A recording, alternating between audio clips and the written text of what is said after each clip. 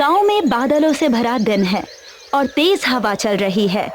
इसी तेज हवा के बीच एक किसान रामचरण रास्ते से चलता हुआ आता है और खेत की सीमा के पास रुक जाता है। खेत के दूसरी तरफ सुखदेव खड़ा है। दोनों एक दूसरे को गुस्से से देखते हैं। देखो सुखदेव, मैं फिर से कह रहा हूँ, ये मेरी जमीन है। तुमने पिछली रात की बारिश का फायदा उठाकर मेरी तरफ की मिट्टी काट दी है। ये सरासर बेईमानी है। रामचरण, अपनी जुबान संभाल कर बात कर। मिट्टी मैंने नहीं काटी, बारिश के पानी ने बहाई है। तुम्हारी जमीन उधर खत्म होती है, मेरी जमीन यहाँ से शुरू होती है। हर साल तुम यही रोना रोते हो।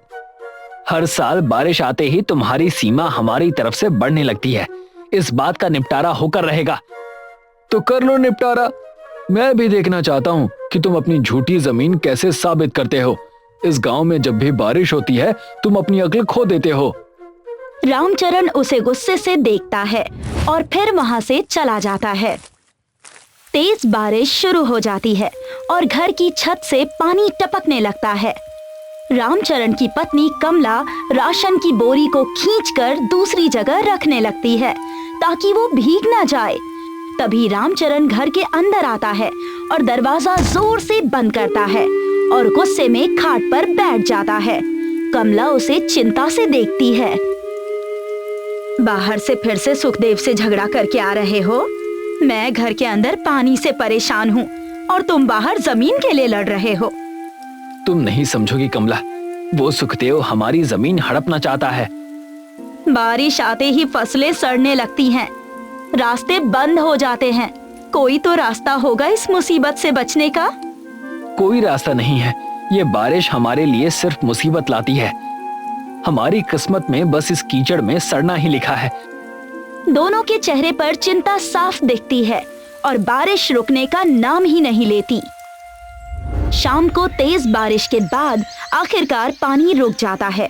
गांव की सड़कें कीचड़ से भर जाती हैं और जगह जगह गड्ढों में पानी जमा हो जाता है। तभी एक मोपेड स्कूटर गांव के चौक पर आकर रुकता है। स्कूटर चलाने वाले कोई और नहीं बल्कि मास्टर जी होते हैं। मास्टर जी पूरे गांव में सबसे पढ़े लिखे और समझदार इंसान। शहर में बड़े कॉलेज से पढ़ाई करने के बाद भी इन्होंने गांव वापस आकर यहाँ की तकदीर बदलने का फैसला किया। मास्टर जी सिर्फ पढ़ाई करना नहीं बल्कि जीवन की उलझनों को सुलझाना सिखाते हैं। मास्टर जी अपनी स्कूटर स्टैंड पर लगाते हैं और रामचरण की तरफ बढ़ते हैं। वहीं सुखदेव भी गुस्से में खड़ा होता है और कमला दोनों को शांत कराने की कोशिश कर रही होती है। रामचरण, सुखदेव, तुम दोनों के चेहरे देखकर ऐसा लग रहा है जैसे बारिश खेतों में नहीं बल्कि सीधे तुम्हारे दिमाग पर गिर रही है। क्या बात है? इतनी ठंडी हवा में भी तुम दोनों गर्म क्यों हो? मास्टर जी, आप ही न्याय कीजिए। इस बारिश के पानी ने मेरे और इसके खेत की सीमा को मिटा दिया है। अब रामचरण कहता है कि मेरी जमीन उसकी है। नाटक मैं नहीं कर रहा मास्टर जी। पानी हमेशा मेरी तरफ की मिट्टी बहाता है। मुझे कैसे पता चलेगा कि मेरी असली सीमा कहाँ थी? तुम दोनों बारिश को दोष दे रहे हो, लेकिन सच तो यह है कि कसूर बारिश का है ही नहीं, हमारी अज्ञानता का है। पानी का स्वभाव है बहना और मिट्टी का स्वभाव है पानी के साथ बह जाना। पर मास्टर जी, हम सीधे साधे किसान ये सब कैसे सीख सकते हैं? सीखने की कोई उम्र नहीं होती कमला। अगर तुम सब तैयार हो तो कल से हम एक नई पाठशाला शुरू करेंगे। तीनों थोड़े उलझे हुए दिखते हैं, लेकिन मास्टर जी का शांत और आत्मविश्वासी व्यवहार उन्हें एक उम्मीद की किरण देता है। अगले दिन मास्टर जी पंचायत हॉल में अपनी छोटी सी क्लास लगाते हैं। हॉल की छत कई जगहों से टूटी हुई है और वहां से बारिश का पानी टपक रहा है। मास्टर जी टेबल पर 2 ट्रे और पानी से भरी प्लास्टिक की बोतलें रखते हैं। तभी रामचरण, सुखदेव और कमला अंदर आते हैं। मास्टर जी, यहाँ तो अंदर भी बाहर जैसा ही हाल है। इस टपकती छत के नीचे हम क्या पढ़ाई करेंगे? जो मुसीबत के सामने पीछे हट जाए वो किसान कैसा? इसका लीक होना ही तो हमारा पहला सबक है। जरा ध्यान से देखो, पानी कहाँ से गिर रहा है और किस गति से गिर रहा है। मास्टर जी, हमें तो सिर्फ अपनी खेत की मिट्टी बचानी है। इन बोतलों और ट्रे से हमारी खेत की सीमा कैसे तय होगी? आज हम इस बारिश की पाठशाला में सीखेंगे कि ढलान क्या होती है, पानी का दबाव क्या होता है और मिट्टी को बहने से कैसे रोका जा सकता है।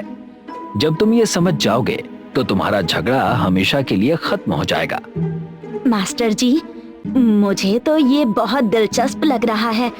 आप हमें सब कुछ विस्तार से समझाइए। वो सभी मिलकर मास्टर जी से सीखते हैं। मास्टर जी उन्हें समझाते हैं और वो सब मिलकर बातों को ध्यान से समझने लगते हैं। कुछ देर बाद बारिश हल्की हो जाती है और बस बूंदाबांदी रह जाती है। मास्टर जी रामचरण, सुखदेव और कमला को लेकर बरगद के पेड़ के नीचे आते हैं। पढ़ाई के बाद मास्टर जी रामचरण और सुखदेव से कहते हैं कि एक ट्रे में सादी मिट्टी रखें और दूसरी ट्रे में घास वाली मिट्टी। फिर मास्टर जी सादी मिट्टी वाली ट्रे में पानी डालते हैं। पानी मिट्टी पर गिरता है और मिट्टी को एक तरफ हटाते हुए उसमें एक लकीर बना देता है। देखो रामचरण, जब जमीन पूरी तरह सपाट और खाली होती है तो पानी सीधे मिट्टी पर गिरकर उसे काट देती है। इसी को सॉइल इरोजन कहते हैं। हाँ, बिल्कुल ऐसा ही होता है। मेरी सीमा की मिट्टी ठीक इसी तरह बहकर सुखदेव की खेत की तरफ चली जाती है। देखा रामचरण, मैं तो कब से कह रहा था, अब तुम्हें समझ में आया।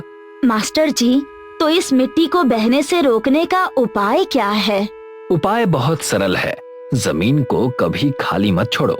मेड़ के ऊपर गहरी जड़ वाली घास या छोटे पौधे लगाओ। फिर मास्टर जी घास वाली मिट्टी की ट्रे में पानी डालते हैं। ये देखकर सब हैरान हो जाते हैं क्योंकि उस ट्रे की मिट्टी अपनी जगह पर बनी रहती है। ये तो बहुत अद्भुत है मास्टर जी। जड़ें मिट्टी को कसकर पकड़ लेती हैं। अगर हम अपने खेतों की सीमा पर ऐसी घास लगा दें तो पानी मिट्टी को छू भी नहीं पाएगा। बिल्कुल सही कहा कमला। रामचरण और सुखदेव एक दूसरे को देखते हैं। उन्हें अपनी गलती समझ में आने लगती है। सालों से जो गुस्सा दोनों को अलग कर रहा था, उसकी जगह अब प्रकृति की एक समझ आ जाती है। दोनों एक दूसरे को देखकर मुस्कुरा देते हैं। रात को रामचरण कमला के साथ बैठकर सुबह मास्टर जी की सिखाई बातों के नोट्स बनाने लगता है। ये तुम क्या कर रहे हो? आज मास्टर जी ने जो कुछ भी सिखाया, मैं वो सब लिखकर तैयार कर रहा हूँ ताकि मैं सब कुछ याद रख सकूं। अरे वाह, इससे तो हमारा काम और भी ज्यादा आसान हो जाएगा। हाँ बिल्कुल। तभी सुखदेव उनके दरवाजे पर आता है। अरे सुखदेव, तुम यहाँ? हाँ, मैं कुछ सोचकर यहाँ राय मशवरा करने आया हूँ। अच्छा, बताओ क्या? क्यों ना हम अपने खेतों के बीच की सीमा को जोतकर उसमें सुंदर फूल और घास लगा दें। इससे हमारी सीमा कटने की मुसीबत भी खत्म हो जाएगी और हमारे खेत और भी सुंदर लगने लगेंगे। अरे वाह, ये तो काफी अच्छा सुझाव है। इससे तो हमारे खेत सच में बहुत प्यारे लगेंगे। तो तय रहा, कल हम दोनों इस काम को शुरू करेंगे। हाँ बिल्कुल। इसके बाद सुखदेव वहाँ से चला जाता है। अगली सुबह रामचरण और सुखदेव साथ में खेत में आते हैं। वो दोनों खेत की सीमा को अपने अपने सिरे से हल चलाकर तैयार करते हैं। काम खत्म होने के बाद वो उस सीमा पर तरह तरह के फूल और घास के पौधे लगाते हैं। अब ये मिट्टी को मजबूती से थामे रखता है और खेत और भी खूबसूरत दिखने लगता है। वाह, ये काम तो काफी अच्छे से हो गया। हाँ, और अब देखो, सीमा पर ये फूल और घास लगाने की वजह से हमारे खेतों की सुंदरता और बढ़ गई है। सच में मास्टर जी का कोई जवाब नहीं। उन्होंने हमें ये सिखाकर हमारी बहुत मदद की है। तभी मास्टर जी उस जगह पर पहुंचते हैं। बहुत बढ़िया रामचरण, सुखदेव, पानी अब तुम्हारी सीमा को नहीं काटेगी।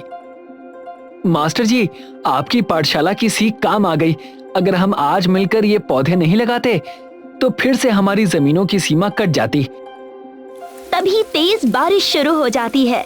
सभी लोग पास के शेड की तरफ भागते हैं और वहां से अपने खेतों को देखने लगते हैं। लेकिन अब रामचरण और सुखदेव के बीच कोई गुस्सा नहीं होता। उसकी जगह एक प्यारी सी दोस्ती बनने लगती है। ये देखकर मास्टर जी मुस्कुरा देते हैं। रामचरण देखो, तुम्हारी जमीन वही है जहाँ कल थी और मेरी भी वही है। पानी ने हमारी सीमा को छुआ तक नहीं। मुझे माफ कर देना भाई, मैं बिना समझे तुम पर चिल्लाता था। माफी मुझे मांगनी चाहिए सुखदेव, मैं तो बारिश को ही अपना दुश्मन मान बैठा था। असली दुश्मन तो हमारी ना समझी थी। अगर मास्टर जी हमें नहीं सिखाते तो हम हमेशा लड़ते ही रहते। जब तक ज्ञान का प्रकाश नहीं होता तब तक हर प्राकृतिक बदलाव एक मुसीबत लगती है। आज तुम दोनों ने सिर्फ अपनी जमीन नहीं बचाई, बल्कि ये साबित कर दिया है कि शिक्षा ही हर समस्या का समाधान है। सभी लोग मास्टर जी की सीख से सहमत हो जाते हैं और यहीं हमारी कहानी समाप्त होती है।